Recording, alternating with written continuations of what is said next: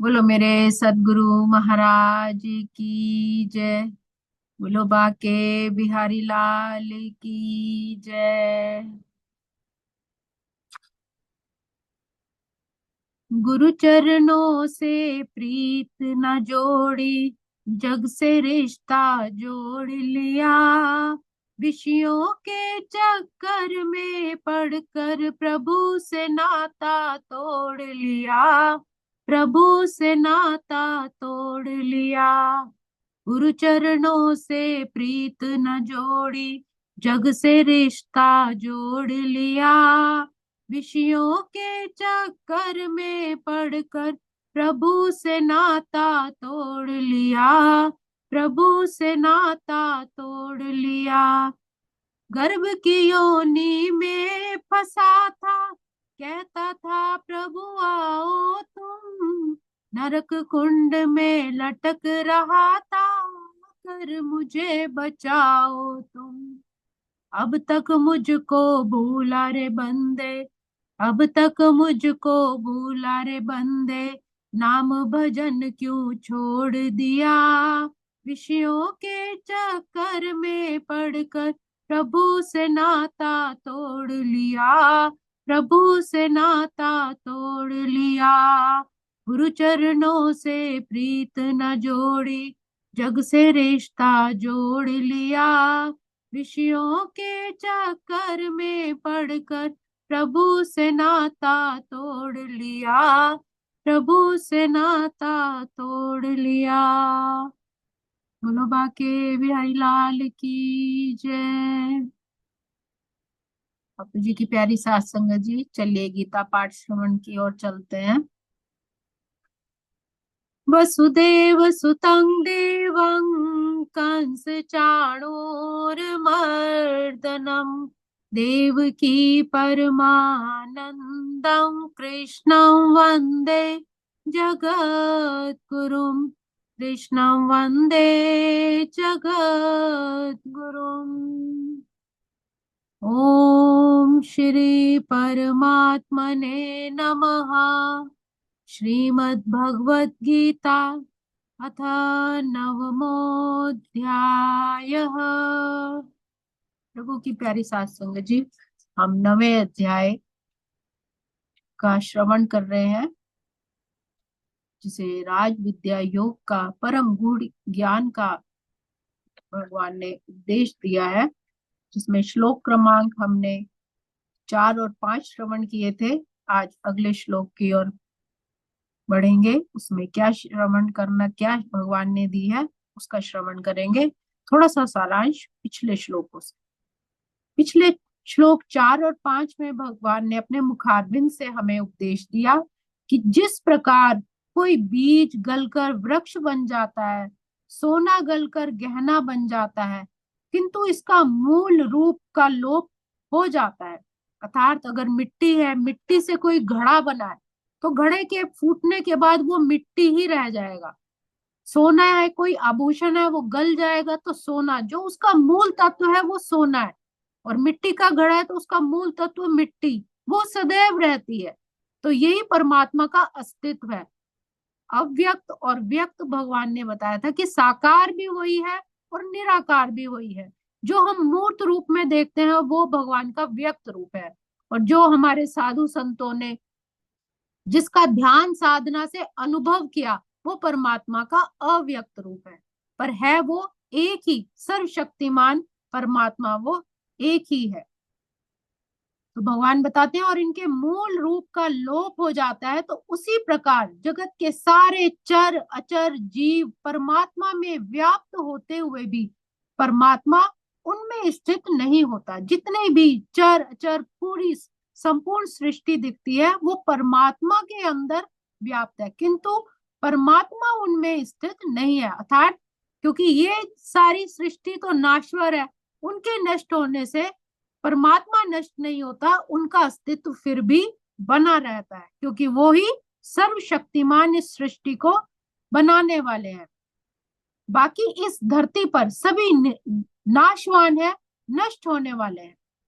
जिस प्रकार सूर्य का प्रतिबिंब जल भरे पात्र में दिखाई देता है, और जल रहित हो जाने पर अदृश्य हो जाता है, लेकिन सूर्य का अस्तित्व फिर भी बना रहता है। कहने का भाव है कि अगर सूर्य बहुत तेज चमक रहा है और उसके नीचे हजारों घड़े पानी से भरे हैं, और हर घड़े में जो जल के अंदर जो प्रतिबिंब दिखाई दे रहा है वो सूर्य का ही दिखाई दे रहा है। अगर उन घड़ों का जल निकल जाए या नष्ट हो जाए तो इसका अर्थ ये नहीं कि सूर्य भी नष्ट हो गया, सूर्य तब भी विद्यमान है, अर्थात वही परमात्मा है। जो हमारा जो शरीर है वो नाशवान है, वो नष्ट हो जाएगा, फिर भी परमात्मा का अस्तित्व सदैव रहता ही है। उसी प्रकार चैतन्य तत्व से दृश्य जड़ तत्व निर्मित होता है। हमारा जो जड़ शरीर है उसी चैतन्य, उसी सर्वशक्तिमान परमात्मा के अंश से, चैतन्य तत्व से निर्मित है और ईश्वर में ही विलीन हो जाता है। जो पंचभूत हमारा शरीर है, मृत्यु के बाद वो उसी में ही विलीन हो जाता है। मिट्टी का घड़ा, जैसे मैंने बताया, मिट्टी का घड़ा टूटने के बाद मिट्टी ही बन जाता है। अगर हम मिट्टी के अंदर घड़े को देखेंगे तो वो हमें नहीं दिखाई देगा।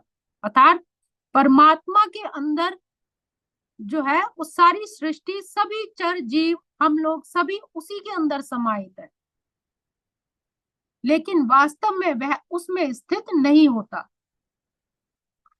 अब अगला श्लोक, श्लोक क्रमांक, और इसी को भगवान ने योग में ईश्वर कहा था। यही योग ऐश्वर्य परमात्मा का स्वरूप है। अगला श्लोक क्रमांक 6। यथाकाश स्थितो नित्यं वायुर्सर्वत्र गो महान् तथा सर्वाणि भूतानि मतस्थानि ह्युपधारय। जिस प्रकार सर्वत्र प्रवहमान प्रबल वायु सदैव आकाश में स्थित रहती है, उसी प्रकार समस्त उत्पन्न प्राणियों को मुझ में स्थित जानो। मतलब जितना भी आकाश हम देखते हैं उसके अंतर्गत वायु रहती है, जहां तक भी, और इस आकाश से अतिरिक्त कुछ भी नहीं है। जो भी वायुमंडल है और जहां पर वायुमंडल नहीं है, सभी जीव परमात्मा में ही स्थित है। जहां वायुमंडल भी नहीं है वहां पर भी परमात्मा का ही निवास है। सर्वत्र प्रभव, जहां पर पूरी वायु जो है वो आकाश में ही स्थित है, उसी प्रकार समस्त उत्पन्न प्राणियों को मुझ में स्थित मानो। अर्थात वो आकाश तो परमात्मा हो गया और वो वायु हम प्राणियों का जीवन। सामान्यतः के लिए, सामान्य जन के लिए यह समझ पाना कठिन है कि इतनी विशाल सृष्टि भगवान पर किस प्रकार आश्रित है, किंतु भगवान उदाहरण देकर ये प्रस्तुत करते हैं कि जिससे हमें ये समझने में सहायता मिल सके। आकाश हमारी कल्पना के लिए सबसे महान अभिव्यक्ति है, अर्थात हम आकाश को देख सकते हैं, और उसी आकाश में वायु विराट जगत में सबसे महान अभिव्यक्ति है, और उसमें फैली उस विराट वायु को भी हम अनुभव कर सकते हैं। वायु की गति से ही प्रत्येक वस्तु की गति प्रभावित होती है। तेज वायु हो, मंद वायु हो, उससे सभी वस्तुओं की गति भी प्रभावित होती है, किंतु वायु महान होते हुए भी आकाश के अंतर्गत ही स्थित होती है। कितनी ही तेज वायु, आंधी तूफान क्यों ना आ जाए, वो किसके अंतर्गत रहती है? आकाश के ही अंतर्गत रहती है, उसी की ही छत्र छाया में रहती है, वह आकाश से परे नहीं होती। उसी प्रकार समस्त विचित्र विराट अभिव्यक्तियों का अस्तित्व भी, जितनी भी बड़ी बड़ी सृष्टि, जो भी चर अचर सृष्टि के हुए हैं, वो भी भगवान की परम इच्छा के ही फलस्वरूप है और उन्हीं की परम इच्छा के अधीन है। जैसा कि हम लोग प्राय कहते भी हैं कि भगवान की इच्छा के बिना एक पत्ता भी नहीं हिलता, उसी प्रकार प्रत्येक वस्तु भी उनकी इच्छा के ही अधीन गतिशील है।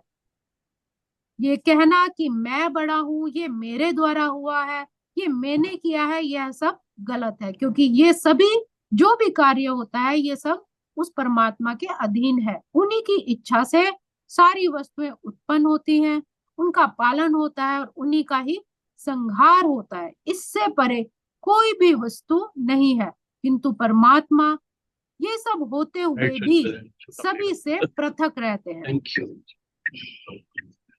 कहने का भाव है कि जिसमें भी परमात्मा व्याप्त है, भगवान कहते हैं कि जिसमें भी मैं व्याप्त हूँ उसमें मैं लिप्त नहीं हूँ।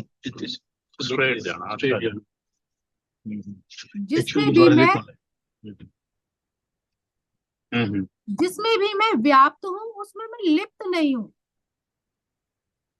क्योंकि संसार में जितने भी लोग हैं, अगर हम ये कहें कि हमारे अंदर परमात्मा है, जितने भी संसार के लोग हैं वो सब लिप्त रहते हैं किसमें? मोह में, अपने इच्छा में, कामना में, जिसके कारण फिर उन्हें दुख भी भोगना पड़ता है। किंतु परमात्मा लिप्त नहीं है, परमात्मा होते हुए भी उनसे पृथक है, इसीलिए वो सुख दुख से परे है। संसार में हर पल कुछ ना कुछ घटनाएं होती रहती हैं जो हमें प्रभावित करती हैं, जिसके कारण हम सुख दुख का अनुभव भी करते हैं।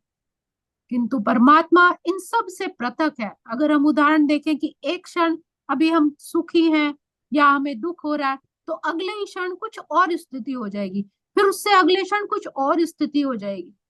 अचानक हमें पता चलता है कि किसी की मृत्यु हो गई तो एकदम हम शोक में चले जाते हैं, या अचानक पता चलता है कि परिवार में कोई खुशी का माहौल हो गया तो हमें खुशी का अनुभव हो जाता है। तो पल पल ये घटनाएं हमें प्रभावित करती है और सुख दुख का अनुभव होता है।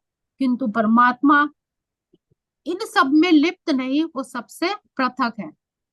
कहा गया है कि सूर्य भगवान का एक नेत्र है और इसमें इतना ताप और प्रकाश फैलाने की अपार शक्ति है, तो भी यह गोविंद की परम इच्छा के अनुसार ही घूमता है। पूरी सृष्टि में सर्वशक्तिमान क्या है? सूर्य। सूर्य का प्रकाश जब पृथ्वी पर पड़ता है तो उससे सभी जल जीवन को, पौधों को, सभी को जीवन मिलता है, पेड़ पौधे वनस्पतियां फलती फूलती हैं। पर इतना शक्तिशाली होकर भी उसका प्रभाव नहीं है, वो भी उस परमात्मा के ही अधीन है। कहा जाता है कि ये भगवान का केवल एक नेत्र ही है। तो इतनी शक्तिशाली उस परमात्मा की सृष्टि है और इससे परे कुछ भी नहीं। आज के श्लोकों को हम यही विराम देंगे। ओम श्री कृष्णार्पणमस्तु। हरे नमः, हरे नमः, हरे नमः। बचपन बीता खेल कूद में और जवानी भोगों में, वृद्धावस्था चली 4 दिन, तृष्णा चिंता रोगों में। माया की इस चकाचौंध में, माया की इस चकाचौंध में, ज्ञान रत्न क्यों छोड़ दिया। विषयों के चक्कर में पड़कर प्रभु से नाता तोड़ लिया, प्रभु से नाता तोड़ लिया। गुरु चरणों से प्रीत न जोड़ी, जग से रिश्ता जोड़ लिया। विषयों के चक्कर में पड़कर प्रभु से नाता तोड़ लिया, प्रभु से नाता तोड़ लिया, प्रभु से नाता तोड़ लिया, प्रभु से नाता तोड़ लिया। बोलो बाके बिहारी लाल की जय, जय, सद्गुरु महाराज महाराज की जय। वाह जी वाह, धन्यवाद संगीता जी आपका, जो रोज हमें श्रीमद् भगवत गीता का पाठ सुनाती हैं, श्लोक और उनके सारा अर्थ बताती हैं। मैं आपका कोटि कोटि धन्यवाद। और ये सारी बात संगत का ठीक है, बहुत बहुत ये धन्यवाद। हाँ, ये गुरबाणी में भी यही लिखा है, भी अलिप्त तो रहते हैं, प्रभु जो हैं सब में हैं, सभी से दूर हैं। तो ये जी हमारे जी साथ मित्र हैं, हमारे की शुभ नाम मनजीत है, मनजीत सिंह जी नाल है साडे। और बड़ा ही सुंदर ਤੁਸੀਂ ਦੱਸਿਆ ਵੀ ਇਹ ਦੁਨੀਆ ਦੇ ਨਾ ਵਿਸ਼ੇ ਵਿਕਾਰਾਂ 'ਚ ਪੈ ਕੇ ਰੱਬ ਨੂੰ ਭੁੱਲੇ ਬੈਠੇ ਆ। ਇਹੀ ਸਾਡੀ ਪ੍ਰੋਬਲਮ ਸੀ, ਇਹੀ ਸਾਡੀ ਪ੍ਰੋਬਲਮ ਹੈ ਵੀ ਅਸੀਂ ਰੱਬ ਨੂੰ ਭੁਲਾ ਕੇ ਹਨਾ ਵਿਸ਼ੇ ਵਿਕਾਰਾਂ ਦੇ ਵਿੱਚ ਸਾਰੇ ਦੁਨੀਆ 'ਚ ਜਨਮ ਤੋਂ ਜਦੋਂ ਦਾ ਆਪਾਂ ਮੈਂ ਸੰਭਾਲਿਆ ਨਾ, ਮਤਲਬ ਕਿ ਹੋਸ਼ ਸੰਭਾਲੀਏ ਉਦੋਂ ਦਾ ਸੁਣ ਰਹੇ ਆ ਬਈ ਇਹ ਹੀਰਾ ਜਨਮ ਹੈ, ਕੌਡੀ ਪਤੇ ਨਾ ਗਵਾਓ, ਨਾ ਗਵਾਓ, ਨਾ ਗਵਾਓ, ਹਨਾ। संत लोग कह के थक गए, चले गए। संत महात्मा सारे अवतारी पुरुष जिन्हें आए, सारे गुरुजन साडे सारे कह के थाके भी ये बई बड़ा कीमती जन्म है 84 ਲੱਖ ਜੂਨਾਂ ਤੋਂ ਬਾਅਦ ਇਹ ਮਿਲਦਾ ਹੈ ਤੇ ਲੇਕਿਨ ਫਿਰ ਵੀ ਉਹੀ ਪ੍ਰੋਬਲਮ ਹੈ, ਉਹ ਜਨਮ ਦੇ ਵਿਸ਼ੇ ਵਿਕਾਰਾਂ ਦੇ ਭੁੱਲੇ। ਨਹੀਂ ਤਾਂ ਇਹ ਹੈ ਸਾਰਾ ਕੁਝ ਆਪਣੇ ਪੱਲੇ ਹੈ। ਉਹ ਬੜਾ ਹੀ ਸੁੰਦਰ ਇੱਕ ਪਿਤਾ ਸੰਤ ਰਾਮ ਜੀ ਮਹਾਰਾਜ ਦਾ ਇੱਕ ਜਿਹੜਾ ਉਹ ਸੰਦੇਸ਼ ਹੈ ਕਿ ਪੇ ਪੱਲੇ ਤੇਰੇ ਵਿੱਚ ਲਾਲ ਬੱਧੇ ਗੰਢ ਖੋਲਣੇ ਦਾ ਤੈਨੂੰ ਢੰਗ ਨਹੀਂ, ਹੋ ਕੇ ਫਿਰੇ ਕੰਗਾਲ ਨਾ ਕੁਝ ਪੱਲੇ ਤਾਈਓ ਚਿੱਤ ਦੇ ਵਿੱਚ ਉਮੰਗ ਨਹੀਂ। ਜਨਮ ਦੀ ਚਿੱਤ ਤੇ ਮੈਲ ਬੈਠੀ ਤਾਈਓ ਆਉਂਦਾ ਨਾਮ ਦਾ ਰੰਗ ਨਹੀਂ। ਸੰਤ ਦਾਸ ਨਾ ਖੋਲ ਕੇ ਗੰਢ ਡਿੱਠੀ ਮੋਇਆ ਦੀਵੇ ਤੇ वांग पतंग। सारा कुछ अंदर है लेकिन जन्मों की जो मैल है ना वो हमें वो पढ़ी वैसे वैसे फिर विषय विकारों में पढ़ के ऐसे ना ठीक है। बहुत सुंदर भैया, तो बहुत सुंदर। ये है बस जीवन का। चलो ये प्रभु की कृपा है जो हम लोग गुरुमुख जो हैं इंसान, हमें थोड़ा सा इस तरफ महाराज ने जोड़ दिया है ताकि हमें थोड़ा सा पता लग गया अभी भगवान ने हमें किस लिए भेजा है। वो कहते हैं ना माता के गर्भ में लोग सारे जो बच्चा है बड़ा मेहनत करता है, महाराज भी मुझे ये इस गर्भ से निकालो और मैं आपको हमेशा याद रखूंगा महाराज। तो आपको याद रखूं पर फिर आगे फिर भूल जाता है इंसान। तो ये प्रभु कृपा करें हम उनको याद रखें। ठीक है मनजीत सिंह जी, सत श्री अकाल, have a good day. Okay, thank you, welcome. तो पाना हाँ, थैंक यू जी, थैंक। हाँ जी, तो ये है जीवन जेड़ा ना, जीवन ਨੂੰ ਬਈ ਸੰਭਾਲ ਕੇ ਰੱਖੀਏ ਵਾਰ-ਵਾਰ। ਤਾਂ ਹੀ ਕਹਿੰਦੇ ਨੇ ਵੀ ਹੈ मन मंदिर में गाफला। मेरे माता जी पढ़ते होंगे सी एक भजन, सरला मासी ਨੂੰ ਪੁੱਛਦੇ ਆ ਜੀ। ਹਾਂ ਹਨਾ ਮਾਸੀ ਜੀ, ਇਹ ਆਪਾਂ ਤੁਸੀਂ ਪੜ੍ਹਦੇ ਹੁੰਦੇ ਸੀ ਮਾਤਾ ਜੀ ਕੇ मन मंदिर में गाफला झाड़ू रोज लगाया कर बैठ अकेला 2 घड़ी ईश्वर के गुण गाया करते। आंदा तो भजन सुनाओ, बड़ा चिर हो गया सुनया नहीं। तो यही है जीवन बई, ध्यान ਇਹ ਤਾਂ ਰੋਜ਼ ਲਗਾਉਣਾ ਪਏਗਾ। ਰੋਜ਼ ਜਿਵੇਂ ਆਪਣੀ ਘਰਾਂ ਦੇ ਵਿੱਚ ਆਪਾਂ ਸਫਾਈ ਨਹੀਂ ਕਰਦੇ, ਆਪਦੇ ਸਰੀਰ ਦੀ ਸਫਾਈ ਕਰਦੇ, ਇਸੇ ਤਰ੍ਹਾਂ ਰੋਜ਼ ਥੋੜਾ ਇਹ ਆਂਦਾ ਰਹੇਗਾ ਕਿਉਂਕਿ ਮਿਹਰ ਹੁੰਦੀ ਹੈ ਹਵਾ ਦੇ ਨਾਲ, ਥੋੜੀ ਥੋੜੀ ਮਿੱਟੀ ਵੀ ਆਂਦੀ ਹੈ ਹਨਾ। ਇਸ ਕਰਕੇ ਬਈ महाराज कृपा बहुत करे। सुंदर बात बताई भी आपने, थैंक यू आपका। Thank you. रोज झाड़ू लगानी चाहिए। हाँ ये बिल्कुल लगाना पड़ेगा भाई, क्योंकि रोज जैसे तन की सफाई होती है वैसे मन की भी सफाई, क्योंकि मन पे कुछ ना कुछ मन दुनियादारी है की बुद्धि की जो बच्चों को। धूल मिट्टी चढ़ जाती है। हाँ, और जो ऐसे बुरे बुरे शब्दों की भी, शब्दों का कितना असर होता है। अब बच्चों को जितना मर्जी समझा लो, वहां बाहर जाएंगे, स्कूल में पढ़ेंगे मान लो 5-7 घंटे है ना, तो स्कूल में कोई ना कोई अपशब्द कोई कहेगा। मतलब खास करके अमेरिका में यहाँ पे सभी को अपशब्द कहने का, सभी को नहीं, काफी दुनिया वैसे, तो इसलिए उनके ऊपर तो असर होगा ना। तो इसलिए रोज उनको बताने पड़े, चलो भी आरती करो, चलो भी हम सत्संग करें वीकेंड पे, चलो। तो इसलिए बचे रहते हैं बच्चे, बड़ी प्रभु की कृपा है, नहीं तो काम खराब है। आजकल ध्यान मैं करना एक पड़ेगा अभी। कथा सुन रही थी भैया, तो उसमें बड़ा हाँ जी, सुंदर एक आया था कि बाइबल में जो है, जब डेथ होती है तो मतलब ये मानते हैं ना कि भाई उन्होंने पाप किया है तो उसका भुगतान देना ही है, तो इसलिए दुख हाँ हाँ भोगते हैं हम। तो उसमें वो आती है एडम ईव की कहानी की, उन्होंने एक एप्पल, मतलब उनको मना किया था कि एप्पल नहीं खाना, फिर भी हाँ हाँ उन्होंने हाँ उस परमात्मा की मर्जी के बिना उस एप्पल को खाया जिससे स्वर्ग से निकाल दिया उन्हें, ऐसे बाइबल में हाँ आता है। तो उस हाँ हाँ एक गलती की वजह से वो मृत लोक में आए और सुख दुख उन्हें भोगना पड़ता है।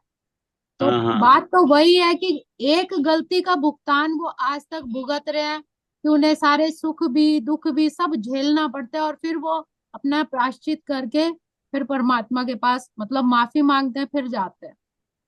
तो ऐसे ही हमारे भी शास्त्रों में लिखा है कि उनकी तो एक ही गलती, और यहाँ तो पता नहीं कितने पाप जाने अनजाने हो जाते हैं, तो हम कहाँ अंत हाँ होगा उनका कुछ पता नहीं है। इसीलिए परमात्मा का नाम सिमरन करके जितना कम से कम अपना बोझ पाप की गठरी कम कर सकते हैं उतना करना चाहिए। हाँ, चाहिए तो यही। बस प्रभु कृपा बनाए रखे, मेन बात वही आ जाती है उसका, तुध भावै ता नाम जपावै, सुख तेरा दिता लिए। पर आए तू ही सुख देने वाला है, तू ही हमें करुणामयी सरकार है, इसीलिए कहते हैं। चलो, थैंक यू संगीता जी एक बार फिर, और सबको नमस्कार। सलाम मासी, तोड़े चरना च प्रणाम भाई, सारी संगत को जिंदा रहो नमस्कार। जी, उम्र होवे महाराज थैंक ने सुख सतगुरदास जी जय बापू जी साਰਿਆਂ ਨੂੰ सत जय करतार बाबा जी। जय